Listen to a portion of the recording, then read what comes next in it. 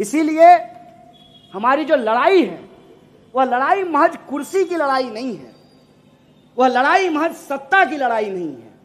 हम बार बार जिस भी जलसे में जाते हैं, जिस भी गैदरिंग में जाते हैं, जिस भी मंच पे जाते हैं, हम इस देश के लोगों को यही कहते हैं कि आज के समय में यह लड़ाई दो सोच के बीच बन गई है।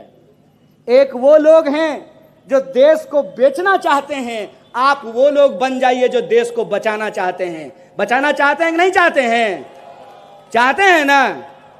तो पूरे आत्मविश्वास से सत्य और सत्ता की इस लड़ाई में सत्य का दामन थामिए और इस बात को याद रखिए, आपकी संख्या कितनी भी कम क्यों ना हो, चाय की दुकान पर, व्हाट्सएप ग्रुप में, ऑफिस में, बस में, ट्रेन में, खेत में, खलिहान में एक अकेला सच अगर खड़ा हो जाए तो 100 संगी गीदड़ भाग खड़े होंगे। इस बात को याद रखिएगा, सच के साथ खड़े रहिए। आजकल कई बार लोग झूठ का सहारा लेकर के शेर बनने की कोशिश करते हैं, तो मैं उनको कहता हूं, अव्वल तो ये कि शेर जो है वो दो ही जगह रहता है, या तो चिड़ियाघर में या जंगल में। शेर जो है वो प्रधानमंत्री आवास में नहीं रहता है, या तो जंगल में रहता है या चिड़ियाघर में रहता है। और कई बार लोग क्या करते हैं ना, घर में जो पेट पालते हैं, कुत्ता लोग पालते हैं ना, तो प्यार से उसको भी शेरू कहना शुरू कर देते हैं, नहीं कहते हैं? तो कुत्ता को शेरू शेरू कहेंगे तो वो शेर हो जाएगा, और आम के पेड़ के नीचे खड़ा होकर उसको कटहल कटहल कहेंगे, वो कटहल हो जाएगा। तो कांग्रेस के कार्यकर्ताओं को कोई कहेगा कि ये भ्रष्ट है, चोर है, तो वो भ्रष्ट हो जाएगा। कांग्रेस की परंपरा इस देश के भीतर आजादी की परंपरा है, इस बात को याद रखिएगा। कांग्रेस की परंपरा इस देश में अंग्रेजों को मार भगाने की परंपरा है, इस बात को याद रखिएगा। कांग्रेस की परंपरा गुलामी के खिलाफ सबकी बराबरी की परंपरा है, इस बात को याद रखिएगा। और आजादी के आंदोलन के जितने प्रतीक हैं वो सारा प्रतीक हमारा है, इस बात को याद रखिएगा। DD1 पर एक धारावाहिक चलता था, भारत एक खोज, और भारत एक खोज के एक एपिसोड में नेहरू जी का एक क्लिप दिखाया गया है। नेहरू जी पूछते हैं सामने बैठे हुए लोगों से, जैसे आज हम लोग आ रहे थे तो भारत माता की जय का नारा लगा रहे थे, वंदे मातरम का नारा लगा रहे थे, तो नेहरू जी पूछते हैं बैठे हुए आम भारतीयों से कि कौन है भारत माता। तो सामने से लोग अलग अलग जवाब दे रहे हैं। कोई कह रहा है कि खेत और खलिहान है भारत माता, कोई कह रहा है कि नदी और पहाड़ है भारत माता। तो नेहरू जी कहते हैं कि ना खेत और खलिहान, नदी और पहाड़, बल्कि आप सब लोग जो इस देश के लोग हैं वही है भारत माता। जब हम भारत माता की जय बोलते हैं, इसका मतलब भारत की जय होता है, भारत के लोगों की जय होता है। और देश हमेशा देश के लोगों से बनता है, और देश के लोगों के जो हक और अधिकार हैं, उस हक और अधिकार के लिए लड़ना, सच्चाई के लिए खड़ा होना ही देशभक्ति होती है, देश प्रेम होता है, इस बात को याद रखिएगा। अगर किसी को इलाज नहीं मिल रहा है, अगर किसी को पढ़ाई नहीं मिल रही है, अगर किसी को चलने के लिए सड़क नहीं है, अगर किसान को उनके फसल का दाम नहीं मिल रहा है, मजदूर को उनकी मजदूरी नहीं मिल रही है, और लोगों को उनकी पहचान के आधार पर अगर बराबर का आत्मसम्मान नहीं मिल रहा है, तो हम अपनी आजादी को और उसके दायरे को और उसके मुकम्मल इम्तिहान को आज तक पूरा नहीं कर पाए, इस बात को याद रखिएगा। आजादी इस बात पर निर्भर करती है कि सबको काम मिले, सबको शिक्षा मिले। इसीलिए हम बार बार बोलते हैं, सबको शिक्षा, सबको काम, मजदूर को मजदूरी, किसानों को उनके फसल का दाम, व्यापारी को व्यापार, सबको मिले बराबर का अधिकार। हिंदू हो या मुसलमान, महिला हो या पुरुष, सबको मिले बराबर का आत्मसम्मान, तब बनेगा देश महान, इस बात को याद रखिएगा। नारा लगाने से होगा? इंडिपेंडेंस डे वैलेंटाइन डे नहीं है, इस बात को याद रखिएगा कि गुलाब दे दिए, लव यू और love you too. Independence Day Valentine Day नहीं है। इंडिपेंडेंस डे आजादी का दिन, उस संकल्प को याद करने का दिन है कि इस आजादी के दायरे को हमको वहां तक पहुंचाना है कि हमारे देश का कोई भी नागरिक भूखा ना सोए। इस बात के लिए है, उस संकल्प को दोहराने के लिए है कि किसी को भी उसके रैंक के आधार पर जलील नहीं किया जाए। सोच करके बताइएगा, आप बीमार हो गए हैं, अस्पताल में इलाज करवाने के लिए गए हैं, डॉक्टर साहब आपको सुई दे दिए हैं, सुई पर आकर के अगर आपका वार्ड साफ नहीं करेगा तो आप ठीक होइएगा? तो आपके काम के आधार पर डॉक्टर और स्वीपर का फर्क हम जिस दिन मिटा देंगे ना, उस दिन हम आजादी के अपने लक्ष्य को प्राप्त कर लेंगे। इस बात को याद रखिएगा। और ये जो पूरी की पूरी लड़ाई है, आज उस संविधान को, उस लोकतंत्र को बचाने की लड़ाई है। लोग पूछते हैं कि अरे काहे तुम लोग रोड पे निकल करके हल्ला कर रहे हो? हम बोले हल्ला नहीं कर रहे हैं, इस बात को आपको समझा रहे हैं कि समझ लीजिए कि 35 करोड़ भारतीय थे हम लोग और मुट्ठी भर अंग्रेज थे, और 35 करोड़ भारतीयों को उन मुट्ठी भर अंग्रेजों ने 200 साल तक गुलाम बना करके रखा था। अपने ही खेत में आप कौन सा फसल लगाना चाहते हैं, इस बात की आजादी आपको नहीं थी। अपने ही घर में आप कैसे रहना चाहते हैं, इस बात की आजादी नहीं थी। अपने ही टैक्स के पैसे से जो स्कूल बना है, उस स्कूल में पढ़ने की आजादी नहीं थी। और अपने हमारे ही देश में बने हुए रेस्टोरेंट में अंग्रेजों के साथ बैठ करके खाना खाने की आजादी नहीं थी। ये जो आजादी हमको मिली है, यह आजादी संघर्षों से मिली है, यह आजादी बलिदान से मिला है।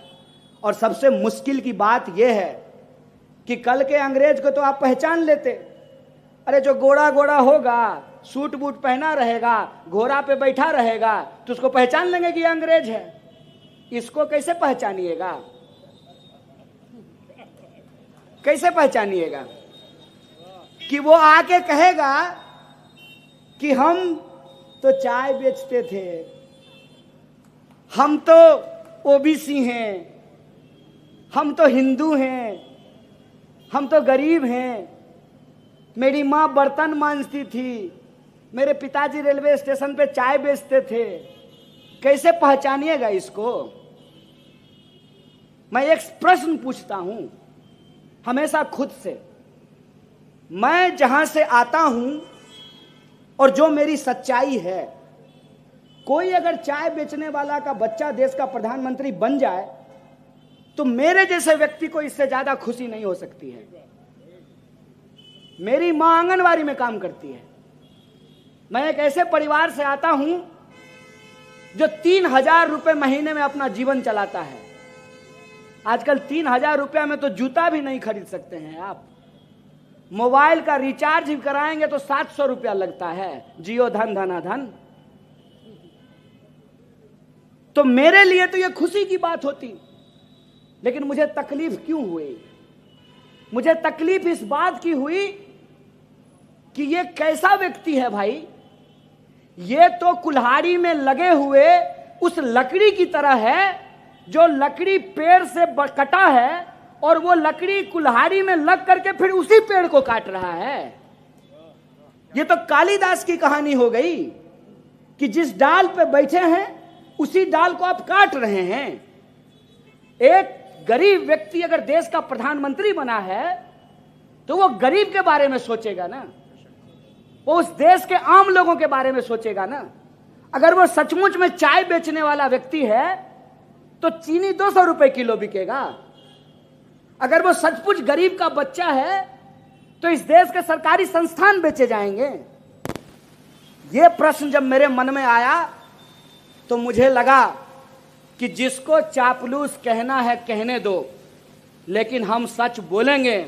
और सच ये है कि कांग्रेस पार्टी का कमान राजीव गांधी जैसे व्यक्ति के हाथ में था, इसीलिए हमारे जैसे व्यक्ति इस देश में पढ़ पाए, पीएचडी कर पाए। और पीएचडी जब हमने की है, आपके खून और पसीने के कमाई से हमने अगर पढ़ाई की है, आपका नमक हमने खाया है, तो हम नमक हलाली करेंगे और जो सच है पूरी ईमानदारी से जनता के बीच में जाकर के बोलेंगे। और सच ये है कि कोई भी हो अगर इस देश को बेचने का साजिश करेगा, अगर हम दो हमारे दो की नीति पे चल करके इस देश में तबाही फैलाने का काम करेगा, अगर इस देश के सरकारी संस्थानों को बेच करके अपने सरकारी दोस्तों को खजाने को भरने का काम करेगा, अगर इस देश में रहने वाले लोग चाहे तिलक लगाते हो या टोपी पहनते हो, उनको आपस में लड़ाने का काम करेगा, अड़ करके उसके सामने में खड़े हो जाएंगे। और आज हम अड़ करके उसके सामने में खड़े हैं कि इस देश में,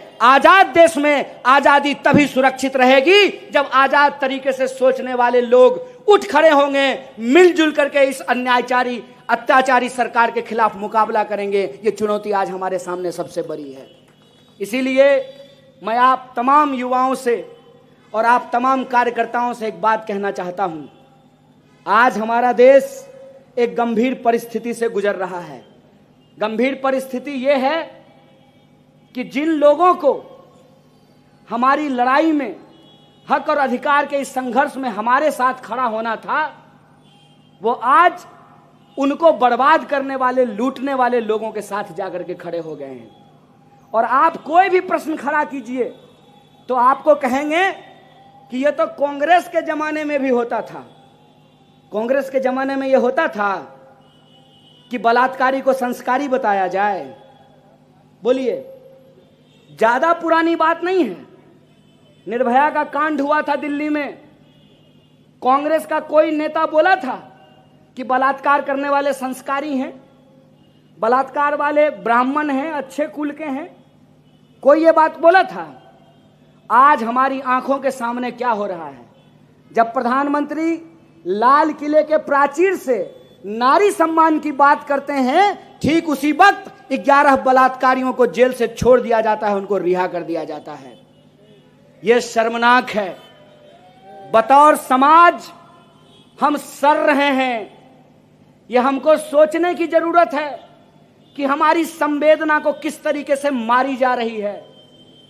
आप सोच करके देखिए कि जिस महिला के साथ बलात्कार हुआ, वो महिला जब टीवी पे देख रही होगी वो फोटो, वो वीडियो कि उन बलात्कारियों को माला पहनाया जा रहा है, उनको मिठाई खिलाया जा रहा है, उसका दिल कितना रो रहा होगा, इस बात को सोच करके देखिए।